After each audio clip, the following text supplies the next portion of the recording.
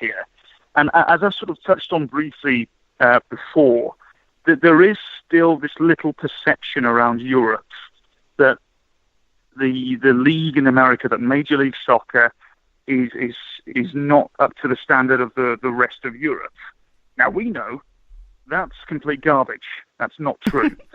I agree with what you've said. If you put Major League Soccer in a European country somewhere, again, we spoke about this briefly earlier on, if you put it in the middle of Europe somewhere, it doesn't matter where, it would gain instant respect. It would be much better viewed, in my opinion, and that's wrong. That's wrong. People, there's nothing more infuriating to me, chaps, when I meet a soccer fan in this country and they don't like Major League Soccer.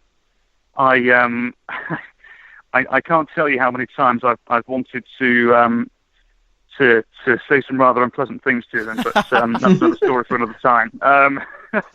I've just literally a couple of days ago got back from a little trip in Europe. My fiance and I spent some time in Iceland, and we bumped into an American family on one of the evenings, and they were from Sacramento. So straight away, after a couple of beers or whatever, you get talking, and yes. Comes around, what do you do, blah blah blah, and we got around to the conversation about Major League Soccer, and the guy said, yeah, look, I love soccer. I wake up every Saturday morning and watch the Premier League, and I was like, oh, great, brilliant. What do you reckon about Sacramento Republic or the Quakes this year? And he looked at me as if I had asked him a question in a different language. Classic. And it's bizarre to me, and so I spent then the majority of the evening that myself and my fiance were out, explaining to this individual why he needs to support Major League Soccer, why he needs to support USL and his local team. He said to me, yeah, but wouldn't you consider it a B League? And I said, well, no, not really, not at all. That's just what you may very well have been told, or that may be what you understand, that may be your opinion because you've not watched much of it.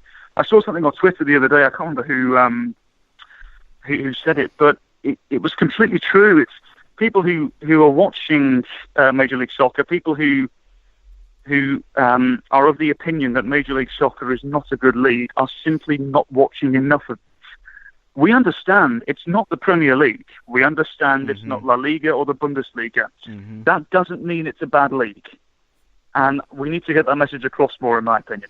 No, I definitely agree. I think on the field, when we were watching FC Dallas, Armand and I would be going to the games, and this was not last season, but the year before, where they won the U.S. Open Cup. The double. The double. Oh, they were fabulous that year. It was fantastic, but my biggest gripe was just the fans would never pack the stadium, and I think that still drives away fans to some degree, because to me, soccer is as much of the supporters as it is what's on the field and the men that are running around kicking the ball. Because soccer is the sport of the people. The fan culture is, I would agree, fan culture is just as important, in my opinion. If you don't have fans, you don't have a team, do you? Yeah.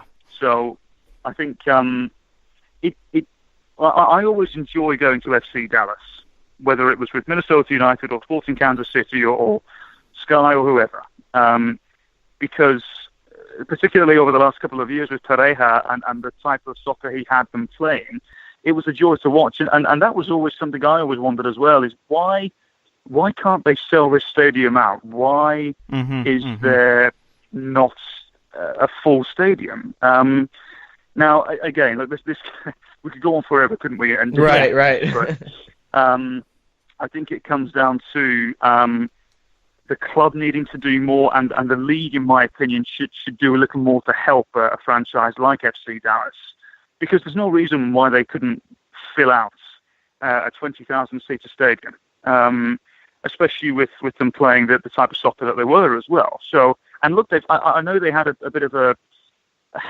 disappointing 2017 season with the way things ended, but for the most part, for the last couple of years, FC Dallas have been there or thereabouts. And as you mentioned, winning the Open Cup as well, it's it's been a good time in the history of that team. So why can't they sell the ticket? Why can't they get a consistent 20,000 people in the stadium? This, for me now, this is where I am very much of the opinion that I'm all for expansion in the right areas. I think, Minnesota, for example, I mean, what a fabulous market. There's a footballing culture here that I didn't even know about. And the game has a deep history and deep roots in this market. And yes. This market was always going to work. When it comes to expansion, though, I think we need to put our foot on the brake a little bit. Before we go to other markets, let's help some of the other franchises that aren't perhaps doing things as well as they should be, according to Major League Soccer and according to Don Garber. A Columbus Crew, again, I'm sure would be another example of that. And because let's be honest, chaps, if Columbus Crew are selling out their stadium and are a big part of that market, the conversation of Austin doesn't even come up. Absolutely. Yes. So you have to, in my opinion now, we've got the majority of the league is working stupendously, but there are still a couple of franchises, in my opinion, that just need a little bit of help. Doesn't mean they're doing bad. Right. But they could do with a little more help to elevate themselves to where the league now is.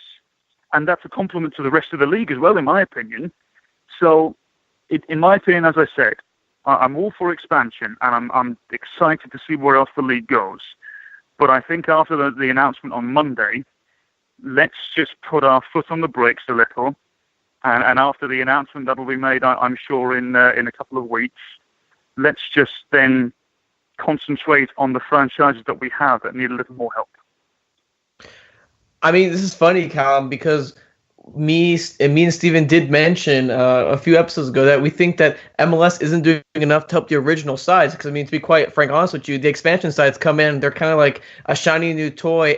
Everyone likes them, but it seems like the clubs that are the original teams are left behind. The Dallas, you have the Rapids, you even have the Revolution that are playing in the football stadium, the Crew. If you want to go on, a lot of these teams are the original sides. So, I mean, I do agree with what you're saying in terms of helping these, I guess, the sides that aren't doing well compared to the rest of the league. As you said, I think they're kind of slowing down the growth because they're in great markets. I mean, Dallas is a great market. I mean, New England is a great market. Yeah, there's huge soccer all around, and the fact of the matter is they're struggling, and I think they're kind of almost neglected for these new expansions. And look, not every team is going to be an Atlanta United getting 70,000. I think we need to focus and make sure that we get a nice 18 to 20,000 in almost every stadium. Completely agree. And look, I'm sure these conversations are had in the league office on a daily basis. Again, look, it's Major League Soccer is getting bigger and better every year, and I'm excited to be a part of it. And we always knew that soccer would be this in this country. We always knew. I think everybody that I've ever surrounded myself around anyway would always have suggested that soccer will work in the States at some stage. It's just going to take time. We forget that MLS is so young. And it's easy to forget it's so young, because when you have 70,000 people in Atlanta, when you have 60,000 people in Seattle, when you have 22,000 in Kansas City and Minnesota and Vancouver, Portland, wherever, it looks lovely. It looks fantastic. And it looks like one of the premier leagues in the world. So, again, I think while there's obviously issues to still figure out, let's not forget how far this league has come. But as I said, let's just put our foot on the brake a little bit, perhaps do a little bit of reassessing, and figure out how we can help other franchises out over the next couple of years. No, absolutely. And it's funny because Armand and I did not want to talk about this subject, but I have to. What do you think of promotion relegation? Now, we can talk about the business aspect, but you talked about how MLS is growing, and I've heard chatter of some players saying they like the closed system because it's not as stressful. Now, you being in England, promotion relegation is life or death over there. Yes, it is.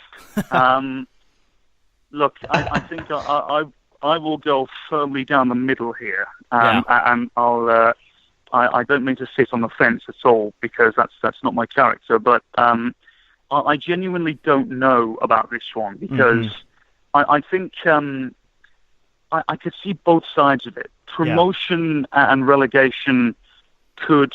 Let's concentrate on the negative first, right? It could really cause an issue for this league.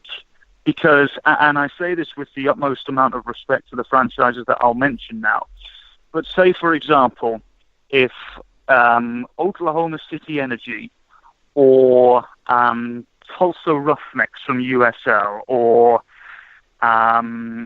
let's see, Swope Park Rangers, say, for example, they came up to Major League Soccer. Now, Swope Park Rangers, their stadium, from what I've seen, has a capacity of less than 2,000. Now, I understand that, in the Premier League and elsewhere, we have smaller stadiums. Bournemouth is a classic example. But that's just the way it's always been. Right. The main thing for me here is that the culture is already in place in Europe. People expect and they understand relegation and promotion. And regardless if Bournemouth still go down or they stay in the Premier League, people are going to go to the games regardless. Yo, absolutely. Yep. Would that be the case? Would that be the case in this country if, for example, Minnesota United went down and we have a brand spanking new stadium coming in 2019? It's going to be gorgeous. It'll be one of the best in the country. Can't wait. But what happens if Minnesota United get relegated and all of a sudden they host on a Saturday afternoon, they host Toronto FC 2. I don't think there would be enough to convince people to come to the game. Now, of course, you're going to get your diehards, you're going to get your regulars who are going to come to the game, of course. But I don't think there's enough evidence to suggest that people would come to the games. And at this stage of Major League Soccer's growth, I don't think it's worth taking the risk. Now, if you fast forward maybe 20 years, when there's more of a culture, more of a soccer culture in this country, then sure, why not? I don't see why you wouldn't try it. I saw something that USL were talking about doing perhaps promotion relegation. Maybe I've got that completely wrong, but I could have sworn I saw something online the other day. And I mean, look, if they want to try it out and see if it works, then great. That's wonderful. And that's not suggesting that they're a toy for MLS to play with or anything. That's just me saying that if that's what they want to do, then great. And that may hopefully give us an indication. But I'm as I said, I'm firmly down the middle. I can see both sides of it. The positive aspect of this is that I think I overheard one of you say that an MLS player had suggested that it's too comfortable or there's not enough pressure because there's no promotion relegation. I completely agree. I think one of many reasons, because no one has the answer to this, as to why the US didn't qualify for the World Cup, is because there are far too many players in today's day and age, in today's league, in Major League Soccer, that aren't under enough pressure. They don't understand how to deal with it. So, again, I can see both sides of it. I really can.